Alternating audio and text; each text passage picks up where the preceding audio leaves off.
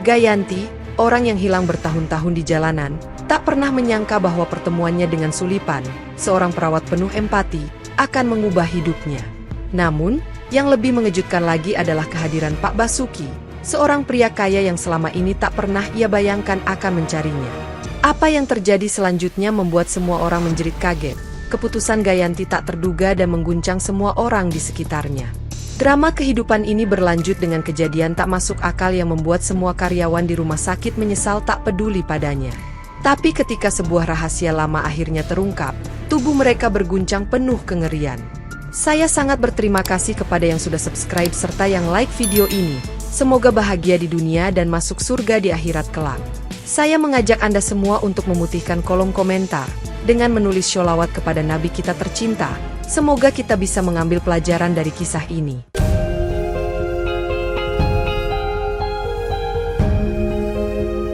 Hari itu, suasana di rumah sakit penuh dengan bisikan dan pandangan merendahkan.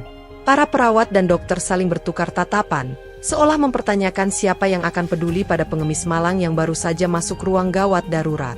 Gayanti, pengemis itu, ditemukan tak berdaya di jalanan setelah tertabrak.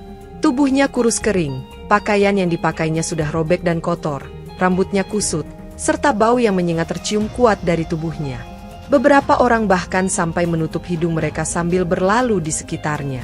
Namun, di antara gemuruh ketidakpedulian, hanya satu orang yang memandang Gayanti dengan tatapan penuh iba. Sulipan, seorang perawat yang selalu dikenal dengan belas kasihnya. Siapa yang akan merawat orang seperti itu? Gumam salah satu perawat dengan nada sinis. Penuh penyakit, aku bahkan tak ingin mendekatinya, sahut yang lain sambil menjauhkan diri seakan Gayanti adalah sumber kutukan. Sementara di pojok ruangan, Sulipan memperhatikan adegan itu dengan hati yang terasa sesak. Dia menghela napas panjang, menyadari betapa tak ada lagi rasa belas kasihan di antara rekan-rekannya. Dia butuh pertolongan, sama seperti yang lain, bisik Sulipan pada dirinya sendiri. Gayanti hanyalah manusia, tak peduli betapa buruk penampilannya. Dengan langkah mantap, Sulipan mendekati tempat tidur Gayanti yang tergeletak lemah. "Sulipan, kamu yakin?" tanya seorang rekan perawat, nada ragu bercampur sinis. Tapi Sulipan tak memedulikan gumaman remeh itu. Dia hanya tersenyum tipis sambil menyiapkan peralatan. Tangan Sulipan dengan cekatan mulai mengganti perban dan memasang infus pada Gayanti yang masih tak sadarkan diri. Desas-desus tak puas terus terdengar di antara pasien lain dan pegawai rumah sakit. Beberapa orang melontarkan pandangan menghina ke arah Gayanti. Seorang pasien bahkan berkata dengan suara rendah namun jelas, "Kenapa perawat itu buang-buang waktu dengan pengemis busuk seperti dia? Mereka hanya akan jadi masalah lagi setelah pergi dari sini." Meski kata-kata kasar itu memenuhi ruangan, Sulipan tak goyah. Dia tetap fokus pada tugasnya, membersihkan luka-luka Gayanti dan memastikan dia mendapatkan perawatan yang layak. Sulipan selalu dikenal karena keteguhannya.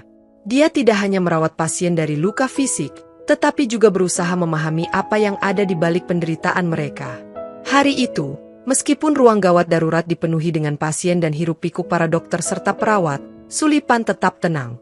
Fokusnya tertuju pada Gayanti, seolah tak terganggu oleh keributan di sekitarnya. Sulipan percaya bahwa setiap orang, apapun latar belakangnya, pantas mendapatkan perawatan yang sama. Hari demi hari berlalu, kondisi Gayanti mulai menunjukkan sedikit perbaikan.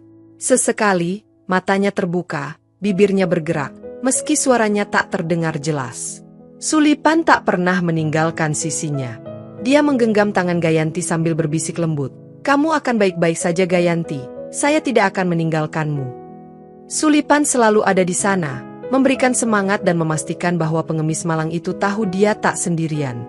Namun, di tengah perjuangan Sulipan untuk menyelamatkan hidup Gayanti, ada rintangan lain yang harus dihadapi. Supervisornya, seorang pria parubaya yang selalu memperhitungkan efisiensi dan pengeluaran rumah sakit, mulai mempertanyakan keputusan Sulipan. "Sulipan, kita butuh tempat tidur itu untuk pasien lain," kata sang supervisor suatu hari. Gayanti sudah menunjukkan tanda-tanda perbaikan, dia bisa dipulangkan. Sulipan menatap supervisornya dengan tegas. "Pak, Gayanti belum pulih sepenuhnya, dia masih butuh perawatan lebih lanjut. Jika kita mengirimnya keluar sekarang, dia mungkin tidak akan bertahan lama di jalan." Supervisor menghela napas, tampak ragu-ragu. Sumber daya kita terbatas. Rumah sakit ini bukan tempat penampungan. Tapi Pak, dia manusia, dan dia membutuhkan bantuan kita, jawab Sulipan dengan tegas. Sulipan tahu bahwa tanpa perawatan yang tepat, Gayanti mungkin akan kembali ke jalanan dan kondisinya akan semakin buruk. Setelah beberapa saat hening, supervisor akhirnya mengangguk perlahan. Baiklah Sulipan, dia boleh tinggal sedikit lebih lama. Tapi kita tidak bisa menahannya di sini selamanya. Sulipan menghela napas lega, meskipun dia tahu perjuangan ini belum berakhir. Saat dia berjalan keluar dari ruangan supervisor, pikirannya penuh dengan rencana. Bagaimana dia bisa membantu Gayanti lebih jauh?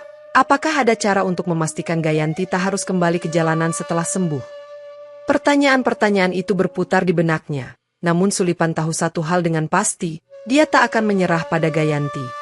Hari-hari di rumah sakit terus berjalan dengan berbagai kesibukan.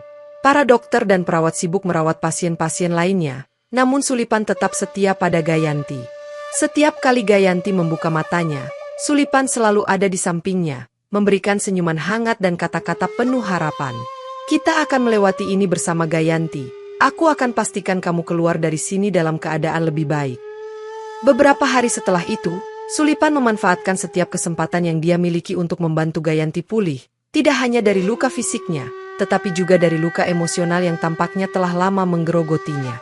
Sulipan selalu menyempatkan diri untuk berbicara dengannya, menanyakan tentang masa lalunya dan menawarkan dukungan yang belum pernah dirasakan Gayanti sebelumnya. Pada awalnya, Gayanti tertutup, seperti batu karang yang enggan melepaskan kisah hidupnya. Namun, seiring berjalannya waktu, sedikit demi sedikit Gayanti mulai membuka diri, mengungkapkan fragmen-fragmen kehidupannya yang getir, yang akhirnya membawanya ke jalanan. Aku punya kehidupan yang baik dulu. Kamu tahu, teman, keluarga, segalanya. Tapi, tiba-tiba semuanya hancur berantakan, kata Gayanti suatu hari, suaranya rendah dan gemetar. Sulipan mendengarkannya dengan seksama, mencoba memahami setiap kata yang keluar dari mulutnya. Apa yang terjadi Gayanti? Tanya Sulipan hati-hati, tanpa ingin membuat orang itu merasa tertekan. Dia tahu ini adalah topik yang sangat sulit. Mental, alkoholisme, semua bercampur aduk. Aku kehilangan semuanya. Aku kehilangan segalanya, dan satu-satunya yang tersisa adalah diriku sendiri. Aku pergi karena aku tidak ingin menjadi beban bagi keluargaku. Air mata mulai mengalir di wajah kotor Gayanti, menandakan betapa dalam luka yang dia bawa selama ini. Sulipan merasakan tenggorokannya tercekat. Mendengar cerita Gayanti, dia sadar bahwa ada begitu banyak orang di luar sana yang seperti dia, yang menghadapi tantangan besar tanpa dukungan atau bantuan yang memadai. Lebih dari sebelumnya, Sulipan bertekad untuk membantu Gayanti menemukan kembali jalan menuju kehidupan yang bermartabat.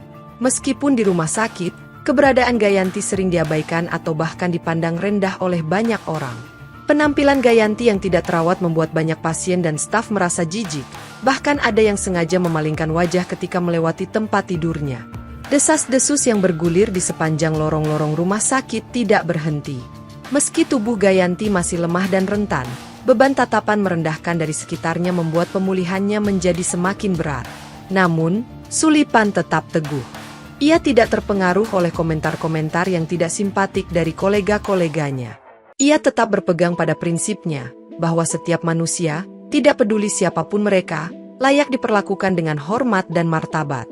Ketika seorang pasien yang penasaran bertanya mengapa Sulipan begitu peduli pada Gayanti, ia menjawab dengan tegas, karena dia layak mendapatkan kesempatan kedua, sama seperti kita semua. Meski banyak yang terus menilai Gayanti hanya dari apa yang mereka lihat di permukaan, tanpa memahami kisahnya, Sulipan tetap berusaha sekuat tenaga untuk menunjukkan bahwa orang seperti Gayanti pun bisa mendapatkan kembali harga dirinya. Beberapa perawat yang sejak awal menolak kehadiran Gayanti bahkan berkomentar dengan sinis, "Kita punya banyak pasien yang lebih membutuhkan." Aku tidak mengerti kenapa Sulipan menghabiskan waktu dengan kasus yang sudah hilang seperti dia. Kemarahan sempat membuncah di dalam diri Sulipan, tapi ia memilih untuk tidak merespon. Ia tahu bahwa berdebat atau berteriak tidak akan mengubah pandangan mereka. Sulipan percaya bahwa tindakan lebih berarti daripada kata-kata. Dia melanjutkan pekerjaannya dengan penuh perhatian, membersihkan luka-luka Gayanti, memastikan bahwa semua perawatannya sesuai standar terbaik yang bisa diberikan. Dalam kesunyian itu, Gayanti memperhatikan upaya Sulipan. Dia melihat bagaimana perawat itu memperlakukannya dengan kesabaran dan kasih sayang, sesuatu yang belum pernah dia rasakan selama bertahun-tahun. Dalam momen-momen percakapan singkat, Gayanti kerap kali menyuarakan rasa terima kasihnya, meski juga diselimuti oleh keraguan. "Aku tidak pantas mendapatkan semua ini, Sulipan. Kenapa kamu melakukan ini semua untukku?" Gayanti bertanya suatu malam dengan suara yang lemah, nyaris tak terdengar. "Kita semua pantas diperlakukan dengan hormat, Gayanti," jawab Sulipan sambil merapikan bantal Gayanti. "Tidak peduli apa yang terjadi di masa lalu, yang penting adalah apa yang kita lakukan sekarang." Hari demi hari berlalu. Meski sikap staf lain tidak banyak berubah, kondisi Gayanti perlahan membaik. Luka-lukanya sembuh, tubuhnya mulai kembali kuat. Bahkan pasien lain yang awalnya memandang Gayanti dengan jijik, mulai memperhatikan perubahan pada dirinya. Mereka tak bisa mengabaikan dedikasi Sulipan dan dampak positifnya terhadap pemulihan Gayanti. Salah satu pasien yang dulu kerap kali merendahkan Gayanti akhirnya mendekati Sulipan suatu hari. "Mungkin kamu benar. Mungkin kita semua berhak mendapatkan kesempatan kedua." Sulipan tersenyum kecil, meski hatinya masih penuh dengan kekhawatiran. "Memang tidak mudah, tapi itu sepadan," jawabnya. Meski begitu, Sulipan tahu bahwa jalan pemulihan Gayanti masih panjang. Meskipun fisiknya mulai pulih, jiwa dan semangatnya masih rapuh. Namun, Sulipan tidak pernah menyerah untuk memberikan yang terbaik. Namun, suatu hari, ketika Sulipan sedang merawat Gayanti, ia dipanggil ke kantor kepala perawat, Bu Melani. Sulipan langsung merasakan ada sesuatu yang tidak beres. "Sulipan, kita perlu mengosongkan tempat tidur Gayanti. Dia harus keluar besok," kata Bu Melani dengan nada tegas namun penuh pengertian. Sulipan terdiam, hatinya bergetar. Ia tahu Gayanti belum siap untuk keluar dari rumah sakit. "Bu, Gayanti masih sangat lemah, dia belum siap untuk pergi," jawab Sulipan, berusaha tetap tenang meski hatinya bergejolak. Bu Melani menghela napas, tampak memahami perasaan Sulipan namun tetap tegas. "Saya mengerti, tapi kita tidak punya sumber daya lagi. Masih banyak pasien lain yang membutuhkan perhatian kita, saya tak punya pilihan lain." Sulipan merasa mual mendengar keputusan itu. Dia tahu bahwa jika Gayanti diusir keluar sekarang, pasien itu mungkin tak akan bertahan lama. Jika kita mengusirnya sekarang, mungkin dia tidak akan selamat. Dia masih terlalu lemah untuk menjaga dirinya sendiri, kata Sulipan, mencoba memohon sekali lagi. Namun, Bu Melani menggelengkan kepala. "Saya tahu, tapi keputusan ini sudah diambil. Saya minta kamu melakukan apa yang bisa kamu lakukan untuk membantunya, tapi dia harus keluar besok." Sulipan meninggalkan kantor dengan perasaan tak berdaya. Di dalam ruangan, Gayanti sedang duduk di tempat tidurnya, memandang keluar jendela dengan tatapan kosong. Sulipan mendekatinya dan duduk di sisinya, mengambil napas dalam-dalam sebelum berbicara. "Gayanti, aku perlu memberitahumu sesuatu. Mereka akan mengeluarkanmu besok," kata Sulipan dengan hati-hati. Gayanti perlahan menoleh, menatap Sulipan dengan mata penuh ketakutan dan kebingungan. "Tapi, aku belum siap. Kemana aku akan pergi?" tanya Gayanti, suaranya gemetar. Sulipan meraih tangan Gayanti, mencoba memberikan ketenangan padanya. "Aku tahu, tapi aku tidak akan membiarkanmu sendirian. Kamu bisa tinggal bersamaku di apartemenku untuk sementara waktu," kata Sulipan dengan penuh keyakinan. Mata Gayanti terlihat sedikit lega, meskipun kekhawatiran masih jelas di wajahnya. "Terima kasih Sulipan, aku tidak tahu apa yang akan kulakukan tanpa bantuanmu," ucap Gayanti dengan tulus. Keesokan harinya, dengan bantuan beberapa rekan, Sulipan mengatur barang-barang Gayanti. Meskipun tubuh Gayanti masih lemah dan dia butuh bantuan untuk berjalan, Sulipan bertekad untuk membawanya pulang. Mereka keluar dari rumah sakit di bawah tatapan penasaran, dan dalam beberapa kasus, penuh hinaan dari karyawan serta pasien lainnya.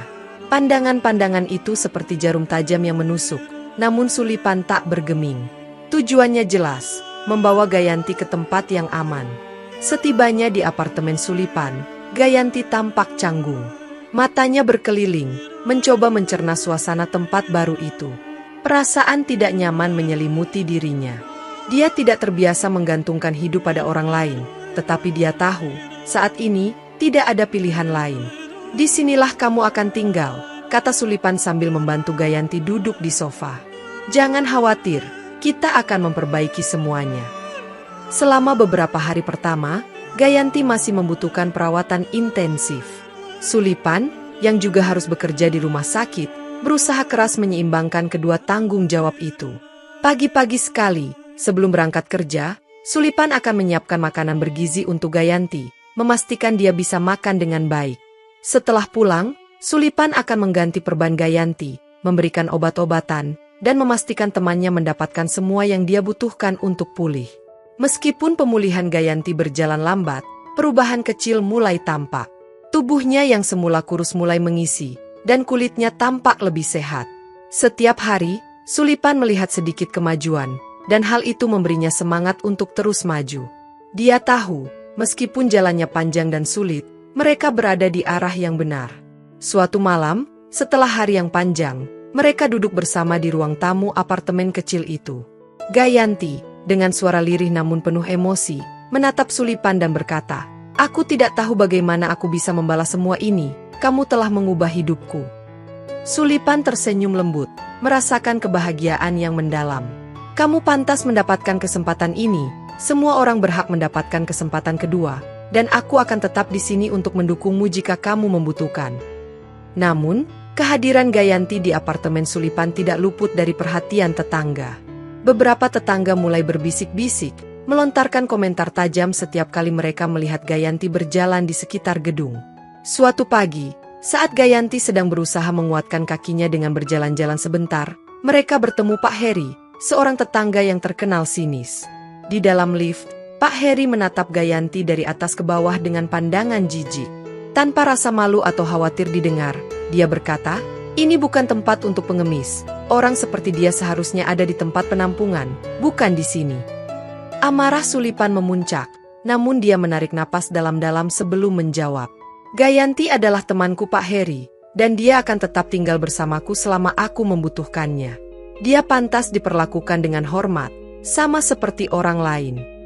Pak Heri mendengus, menggelengkan kepala dengan ketidaksenangan, lalu keluar dari lift. Gayanti yang telah mendengar percakapan itu, hanya menunduk malu. Sulipan meremas bahu Gayanti dengan lembut, mencoba menyampaikan keberanian yang masih tersisa di dalam hatinya. "Beberapa orang memang tidak akan pernah mengerti Gayanti," kata Sulipan berusaha menghibur. Hari-hari berlalu, namun komentar-komentar negatif dari tetangga tidak berhenti. Setiap kali Gayanti melintas, ada saja yang melemparkan pandangan meremehkan atau bergumam di antara mereka. Bahkan anak-anak yang terpengaruh oleh sikap orang tua mereka, mulai menertawakan Gayanti, menunjuknya seakan dia adalah sesuatu yang aneh. Tekanan ini perlahan membebani Gayanti, yang sejak awal sudah berjuang keras untuk memulihkan harga diri dan martabatnya. Suatu sore, saat Sulipan sedang menyiapkan makan malam di dapur kecil mereka, Gayanti duduk di ruang tamu dengan wajah penuh kegelisahan. "Mungkin lebih baik aku pergi, Sulipan," kata Gayanti, suaranya pelan dan penuh kesedihan. "Aku tidak ingin membuat masalah untukmu. Orang-orang di sini jelas-jelas tidak suka aku ada di sini." Sulipan menghentikan apa yang sedang dia lakukan dan segera duduk di samping Gayanti. "Gayanti, kamu tidak akan pergi kemana-mana," ucap Sulipan tegas, menatap mata Gayanti dengan penuh kesungguhan. "Aku membawamu ke sini karena aku percaya padamu, dan aku tidak akan membiarkan ketidaktahuan orang-orang ini mempengaruhimu. Kita akan melalui ini bersama." Gayanti mengangguk pelan, tetapi Sulipan tahu situasinya sangat berat baginya. Melihat beban yang harus ditanggung oleh temannya, Sulipan mulai berpikir untuk mengubah keadaan. Dia berinisiatif berbicara dengan beberapa tetangga, mencoba mengubah persepsi mereka tentang Gayanti. Dengan penuh kesabaran, Sulipan menjelaskan situasi Gayanti dan bagaimana dia sedang berusaha bangkit dari keterpurukan. "Saya tahu mungkin ini sulit untuk dipahami, tapi Gayanti, seperti kita semua, hanya berusaha pulih. Dia berhak mendapatkan kesempatan yang sama seperti orang lain," ujar Sulipan kepada salah satu tetangga di lorong gedung.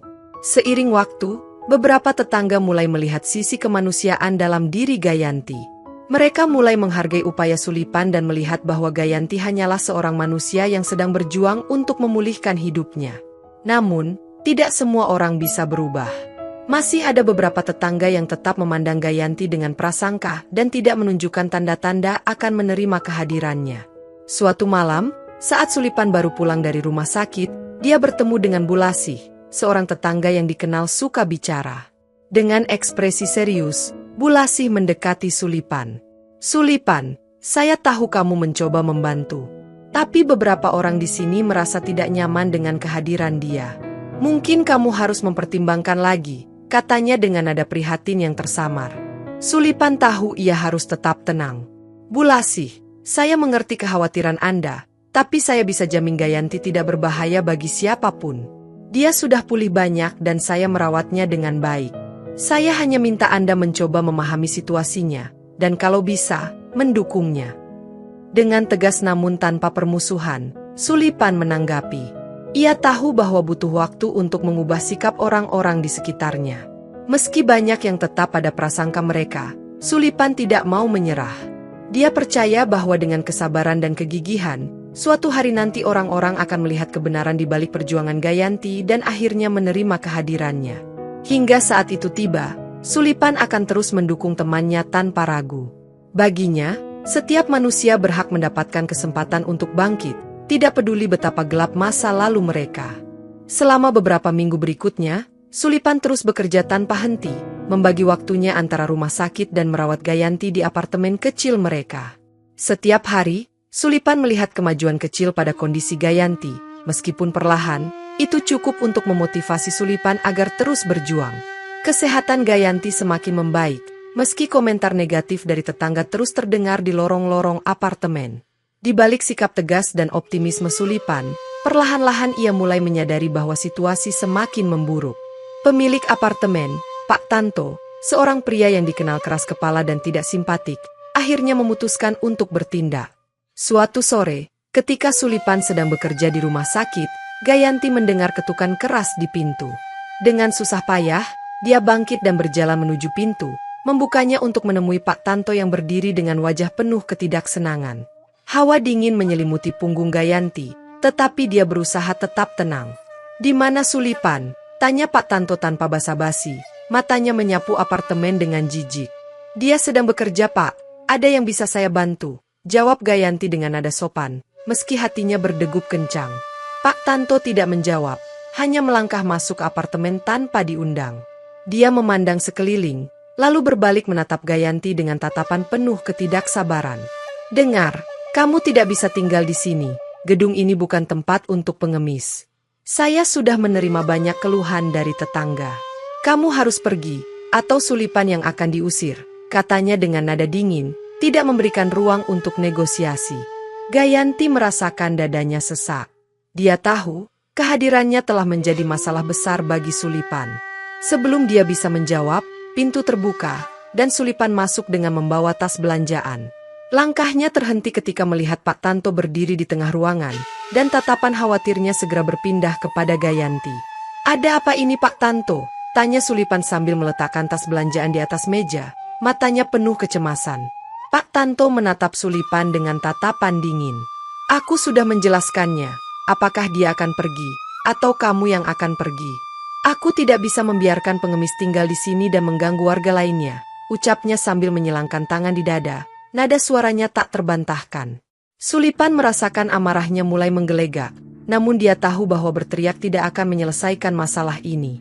Dengan tegas, dia berkata, "Gayanti tidak akan pergi kemana-mana, Pak. Dia ada dalam perawatan saya dan berhak tinggal di sini. Jika itu berarti kita berdua harus pergi, maka kita berdua akan pergi." Pak Tanto tampak terkejut mendengar kata-kata Sulipan. Dia jelas tidak menyangka bahwa Sulipan akan bersikap setegas itu. "Apa kamu serius? Kamu benar-benar bersedia kehilangan apartemenmu demi dia?" tanya Pak Tanto dengan nada mengejek. Sulipan menatap mata Pak Tanto tanpa ragu. "Ya Pak, Gayanti adalah teman saya, dan saya tidak akan meninggalkannya. Jika perlu, kami akan mencari tempat tinggal lain." Pak Tanto terdiam sejenak, menimbang-nimbang kata-kata Sulipan. Akhirnya, dia mengangkat bahunya dengan acuh tak acuh. "Baiklah, itu keputusanmu. Kamu punya waktu sampai akhir bulan untuk mengosongkan apartemen," katanya sebelum berbalik dan keluar, membanting pintu di belakangnya. Gayanti duduk di sofa dengan kepala tertunduk, rasa bersalah memenuhi hatinya. "Maafkan aku tidak ingin ini terjadi. Mungkin lebih baik aku pergi saja," ucap Gayanti dengan nada penuh kesedihan. Sulipan segera duduk di sampingnya, meletakkan tangannya di bahu Gayanti. Kita akan mencari solusi bersama. Aku tidak akan meninggalkanmu. Kita akan menemukan tempat di mana kita bisa hidup dengan damai, tanpa prasangka seperti ini, kata Sulipan dengan lembut, mencoba menghibur. Mulai hari itu, Sulipan sibuk mencari tempat tinggal baru di sela-sela shiftnya di rumah sakit. Meskipun melelahkan, dia menghabiskan berjam-jam melihat iklan apartemen dan berbicara dengan agen properti. Sulipan dan Gayanti bersatu dalam usaha mereka, menghadapi setiap tantangan bersama. Suatu sore, saat Sulipan sedang bekerja, Gayanti menerima telepon dari seorang agen properti yang berhasil dia hubungi. Dengan antusias, Gayanti mencatat semua informasi yang diberikan agen tersebut. Ketika Sulipan pulang ke rumah, Gayanti segera menyambutnya dengan berita baik. Sulipan, aku pikir aku menemukan tempat yang cocok.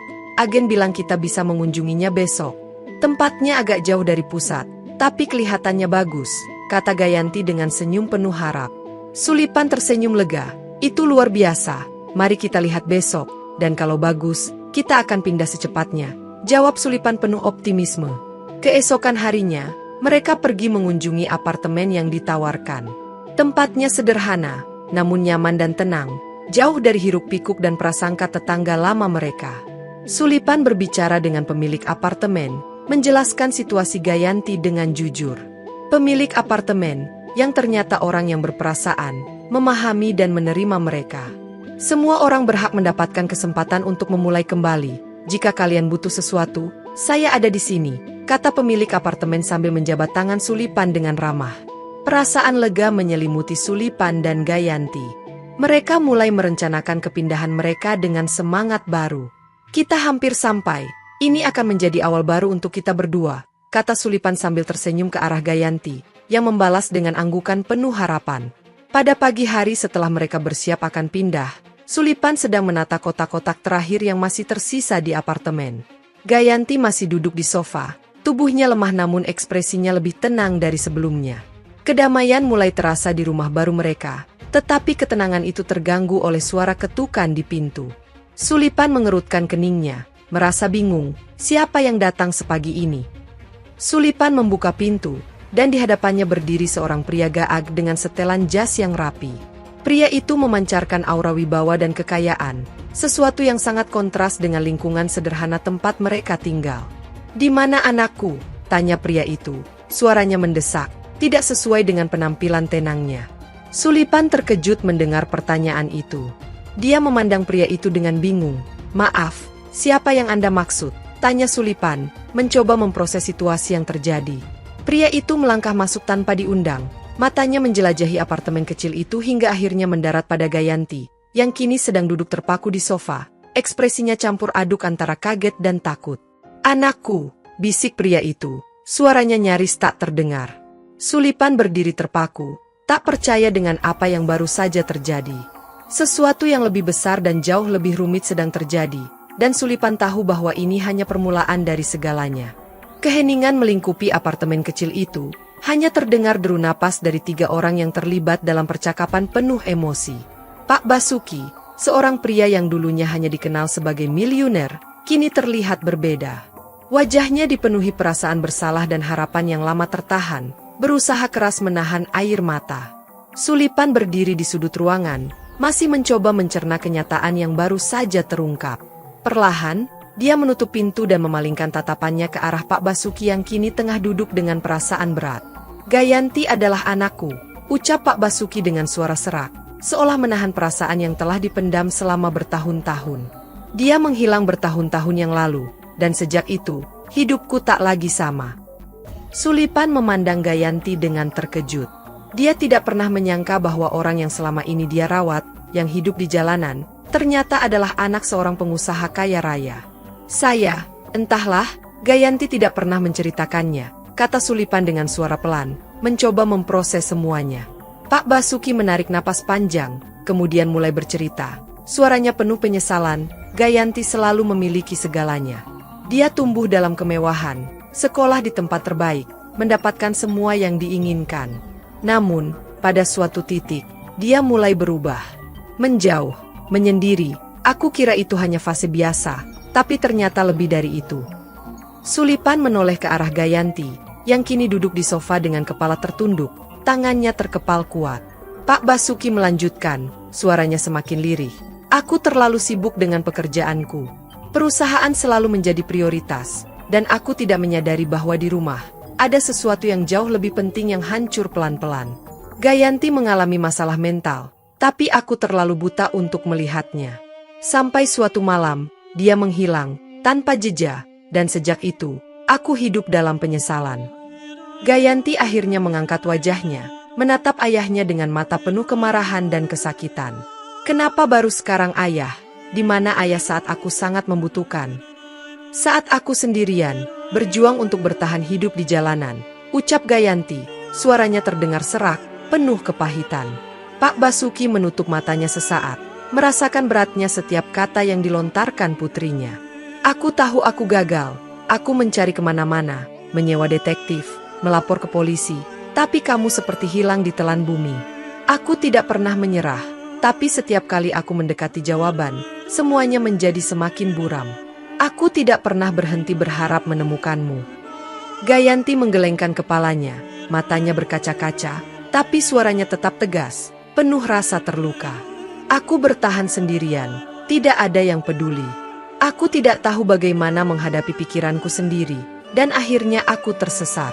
Aku hidup di jalanan tanpa arah, dan setelah aku mulai sembuh, aku memutuskan untuk tidak kembali lagi. Ayah selalu mengabaikanku, selalu lebih memilih pekerjaan daripada aku. Aku ingat saat-saat aku hanya ingin bercerita tentang hari-hariku, tapi ayah selalu terlalu sibuk dengan rapat atau urusan bisnis. Air mata mulai mengalir di wajah Gayanti, memunculkan luka lama yang begitu dalam. Pak Basuki, yang sejak tadi hanya bisa diam, akhirnya berdiri dan berjalan pelan ke arah Gayanti.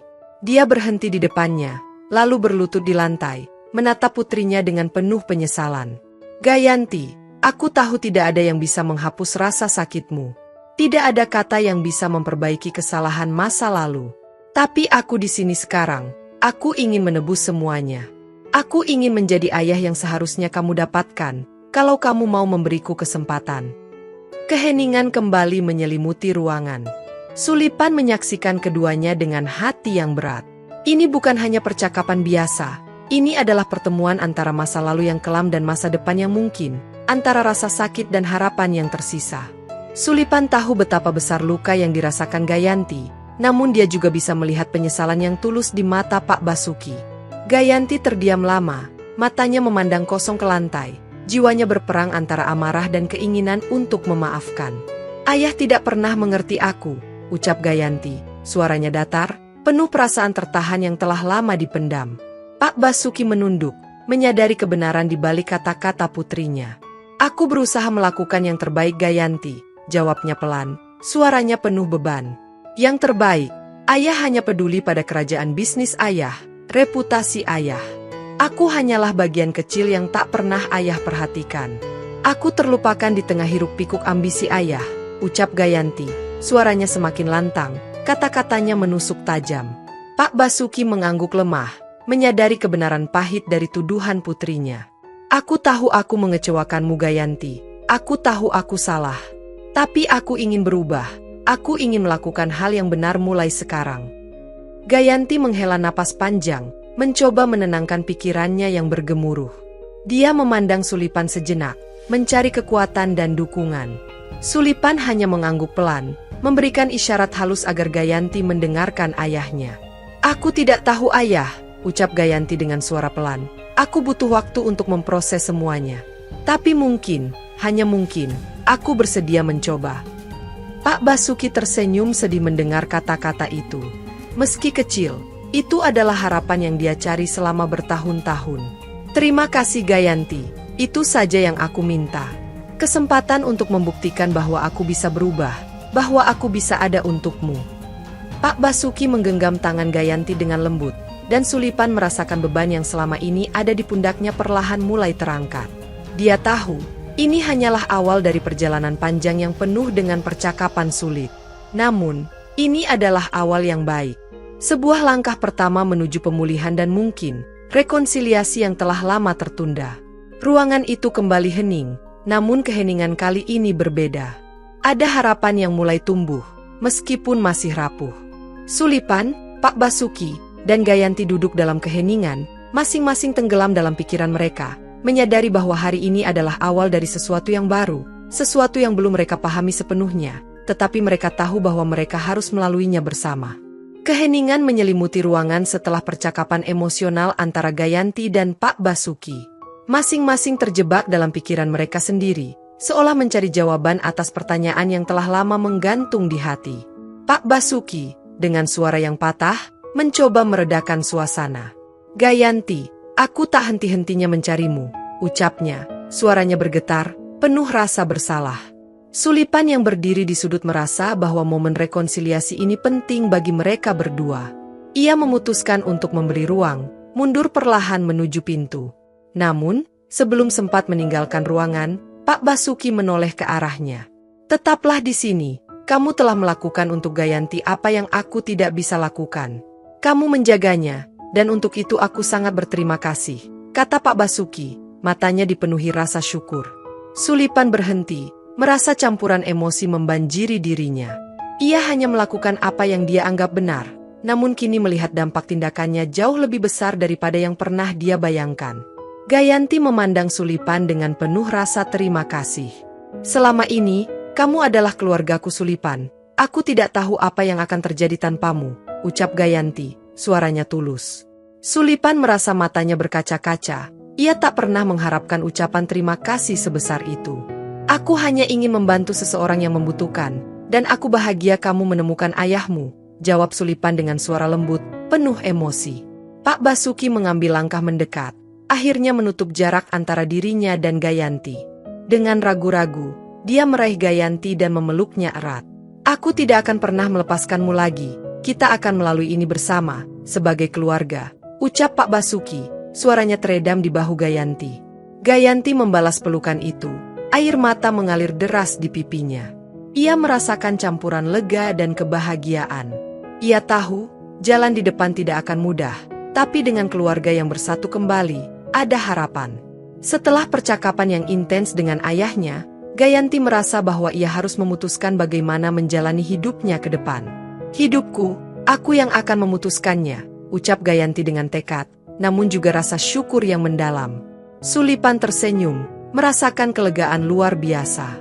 "Bagiku tidak masalah Gayanti, mari kita saling menjaga, sebagai teman, sebagai keluarga," jawab Sulipan, kata-katanya dipenuhi kehangatan dan kasih sayang. Pak Basuki mengamati adegan itu dalam diam, matanya mencerminkan kebanggaan dan kesedihan yang bercampur. Dia tahu banyak yang harus diperbaiki dalam hubungannya dengan Gayanti, namun langkah pertama telah diambil. "Jika itu yang kamu inginkan, Gayanti, maka saya mendukung keputusanmu. Saya akan selalu ada untukmu, tidak peduli apa yang terjadi," ucap Pak Basuki dengan suara lembut, penuh janji penebusan.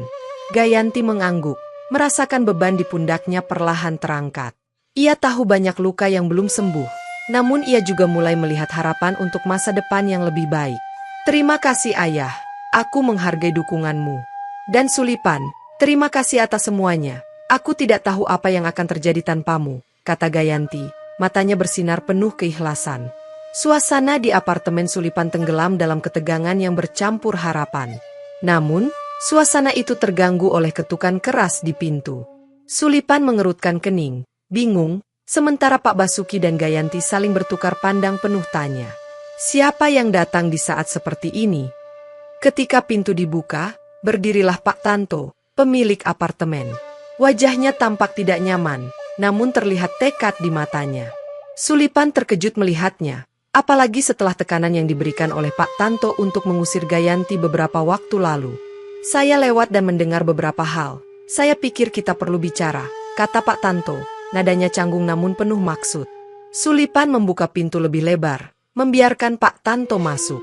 Pak Tanto melangkah dengan gelisah, pandangannya menyapu ruangan sebelum akhirnya berbicara. "Sulipan, Gayanti, saya salah. Saya menyadari bahwa saya telah salah memahami situasi. Kesehatan Gayanti lebih penting dari yang saya kira. Dia harus tinggal di sini selama dia butuh untuk memulihkan diri." Gayanti yang awalnya duduk di sofa, berdiri dengan susah payah. Wajahnya menunjukkan ketegangan, namun matanya bersinar karena kemarahan yang ia tahan. "Lalu, sekarang setelah ayahku ada di sini, apakah Anda berubah pikiran?" Tanya Gayanti dengan suara tegas. Anda ingin mengusir kami karena saya pengemis, dan sekarang berpura-pura peduli karena melihat seorang miliuner di sini.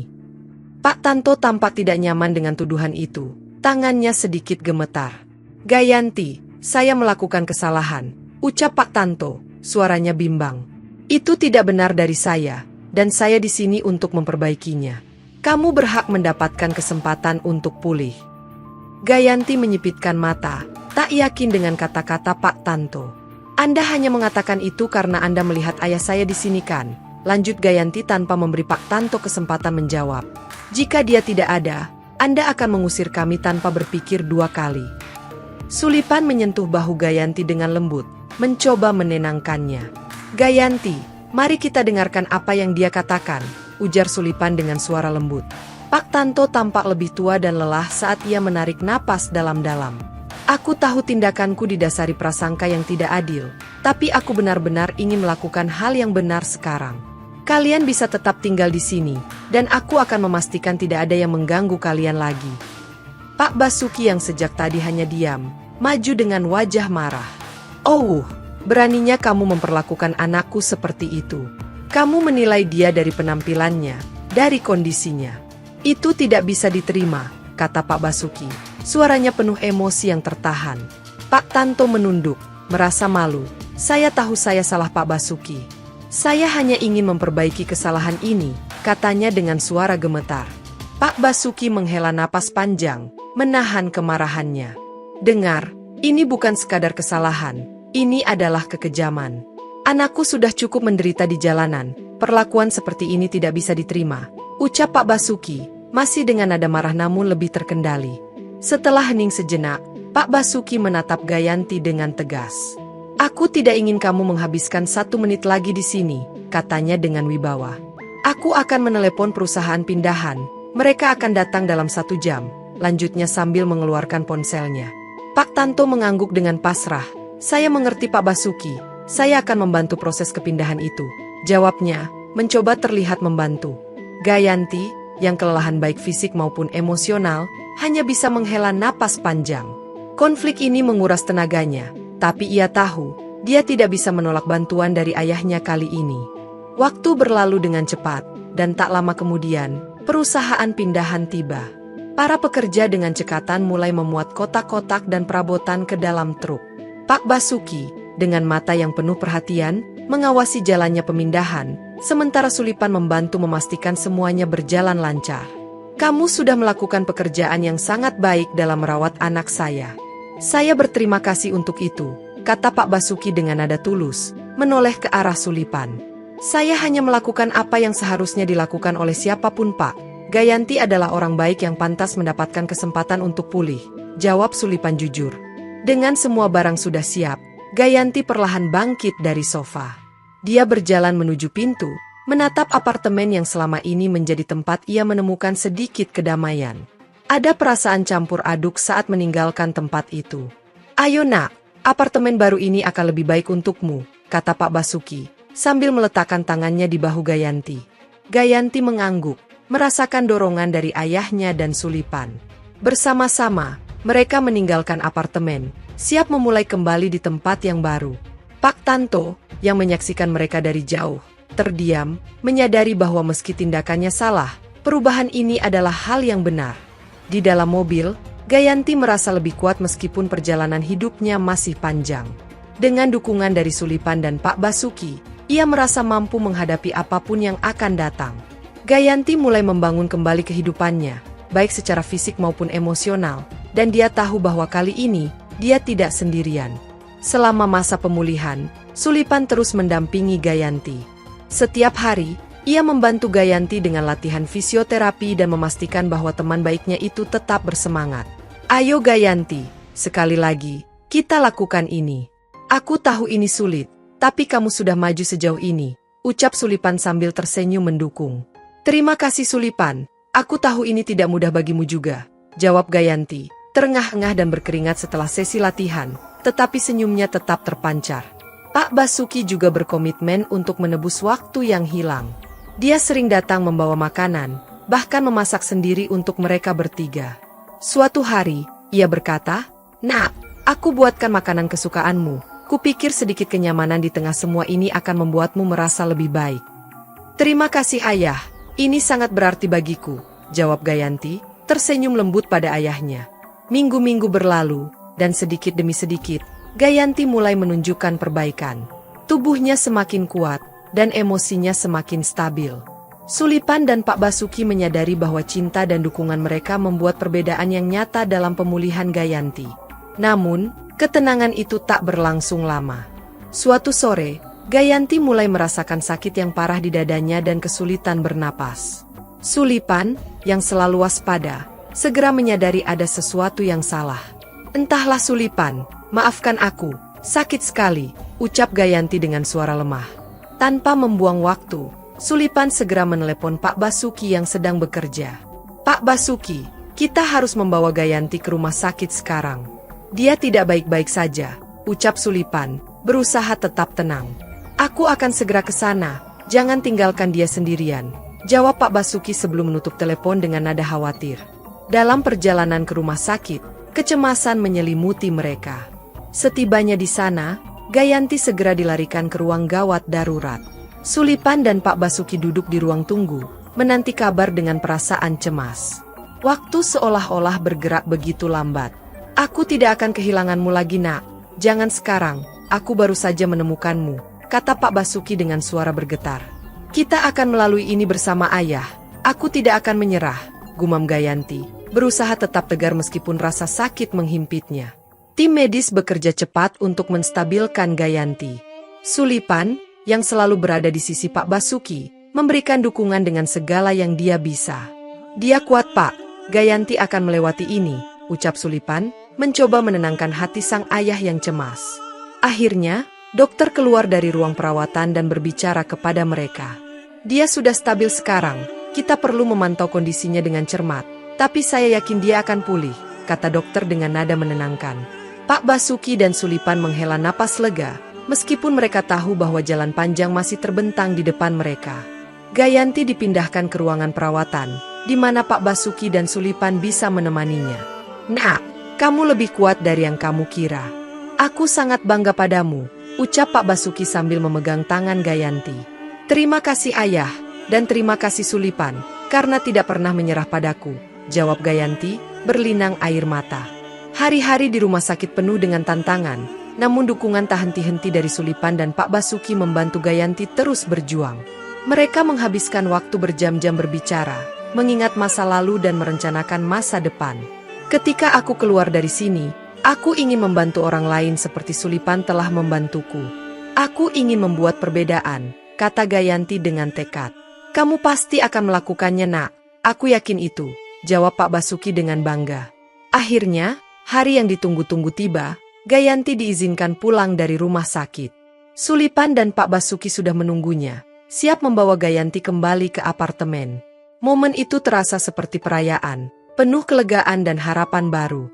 Gayanti merasa lebih kuat, baik secara fisik maupun emosional, dan dia sangat bersemangat untuk memulai hidup barunya. Aku senang kamu sudah pulang nak, kita punya banyak hal untuk dirayakan, kata Pak Basuki sambil membantu Gayanti masuk ke dalam mobil. Ya ayah, ini kehidupan baru bagiku, dan aku ingin menikmati setiap momennya, jawab Gayanti dengan senyum yang tulus. Setelah Gayanti kembali ke apartemen bersama Sulipan, hidup mereka perlahan kembali normal. Meski suasana hati mulai membaik, ada sesuatu yang berbeda di antara mereka. Gayanti, yang semakin pulih berkat perawatan penuh cinta dari Sulipan, mulai merasakan sesuatu yang tumbuh di dalam hatinya. Ia menghargai kesetiaan dan perhatian yang ditunjukkan Sulipan selama masa tersulitnya. Namun, baik Gayanti maupun Sulipan memilih untuk tidak membahas perasaan yang semakin jelas dirasakan di antara mereka. Keduanya merasa canggung. Gayanti takut mengungkapkan hatinya karena tak ingin merusak hubungan baik yang telah terjalin, sementara Sulipan menyimpan rasa takut akan perbedaan status mereka. Hari-hari berlalu, dan Sulipan tetap setia bekerja di rumah sakit. Setiap pagi ia merawat Gayanti, memastikan semua kebutuhan medisnya terpenuhi sebelum berangkat kerja. Sulipan tetap menjadi perawat yang berdedikasi, namun dalam keheningan hari-harinya, perasaan itu terus mengganggu pikirannya. Bagaimana bisa aku mencintai anak seorang konglomerat? Pikir Sulipan. Namun, ia tetap diam, menutup rapat perasaan itu karena takut akan penolakan. Suatu hari, Pak Basuki datang berkunjung ke apartemen. Ia ingin memastikan bahwa Gayanti benar-benar pulih dan semuanya berjalan dengan baik.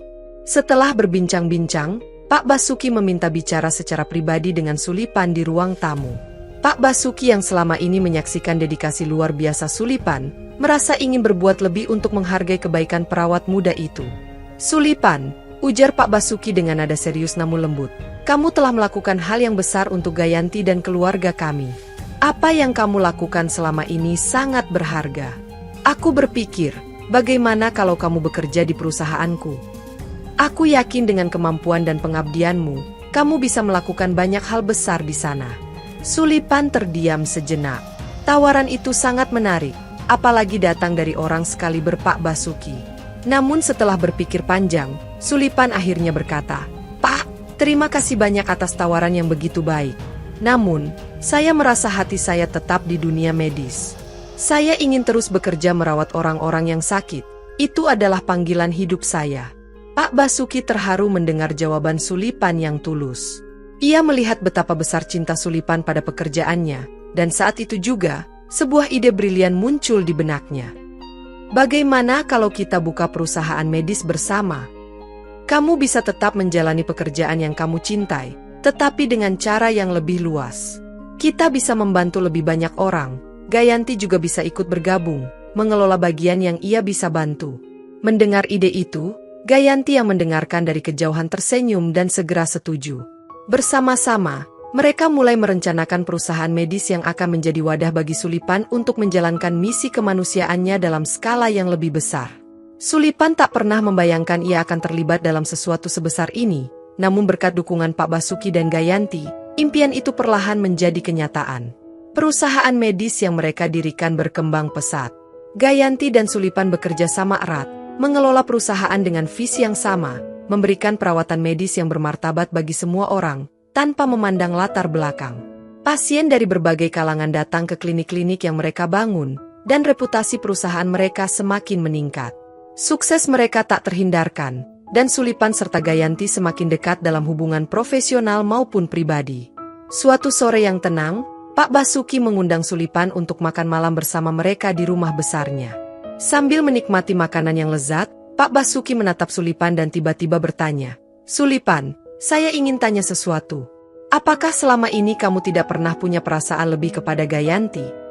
Sulipan terkejut mendengar pertanyaan itu. Ia terdiam sejenak, merasakan jantungnya berdetak lebih kencang.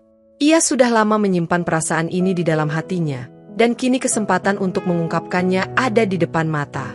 Dengan suara pelan namun jujur, ia berkata, "Pak, sebenarnya, saya sudah lama jatuh cinta pada Gayanti.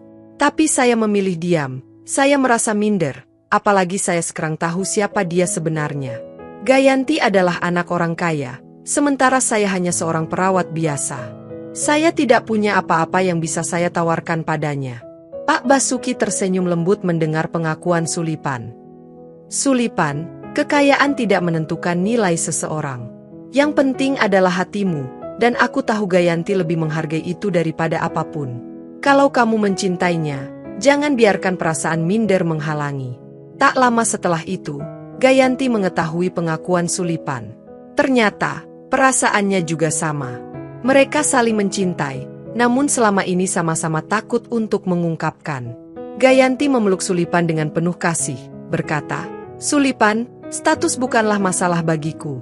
Kamu adalah orang yang selalu ada di sisiku, dan aku tidak bisa membayangkan hidup tanpa dirimu." Beberapa bulan kemudian, mereka memutuskan untuk menikah. Pernikahan itu bukan hanya perayaan cinta antara Sulipan dan Gayanti, tetapi juga sebuah simbol persatuan dua hati yang datang dari dunia yang berbeda namun disatukan oleh rasa saling peduli. Mereka mengundang teman-teman perawat dan dokter dari rumah sakit tempat Gayanti pernah dirawat. Banyak dari mereka yang sempat menolak merawat Gayanti, kini hadir dalam pernikahan tersebut. Rasa penyesalan tergambar jelas di wajah mereka ketika menyaksikan Gayanti yang kini telah menjadi wanita yang kuat dan bahagia, berdiri di samping Sulipan yang setia mendampinginya sejak awal. Pak Basuki, yang menyaksikan pernikahan itu, merasa sangat bangga. Ia melihat bagaimana cinta sejati tumbuh di antara dua orang yang saling mendukung dalam suka maupun duka. Dan pada akhirnya, Mereka semua menyadari bahwa cinta, pengorbanan, dan rasa saling percaya adalah kunci yang membuat mereka mampu menghadapi setiap tantangan yang datang. Perusahaan medis mereka terus berkembang, membawa manfaat bagi banyak orang, dan pernikahan Gayanti dan Sulipan menjadi bukti nyata bahwa cinta sejati dapat tumbuh dimanapun, tanpa memandang perbedaan status atau latar belakang. Bersama-sama, mereka melangkah ke masa depan dengan penuh harapan, siap menghadapi segala tantangan dengan kekuatan cinta dan solidaritas yang mereka bangun bersama. Begitulah kisahnya. Semoga ada yang bisa diambil dari kisah dan perjuangan ini dalam kehidupan nyata.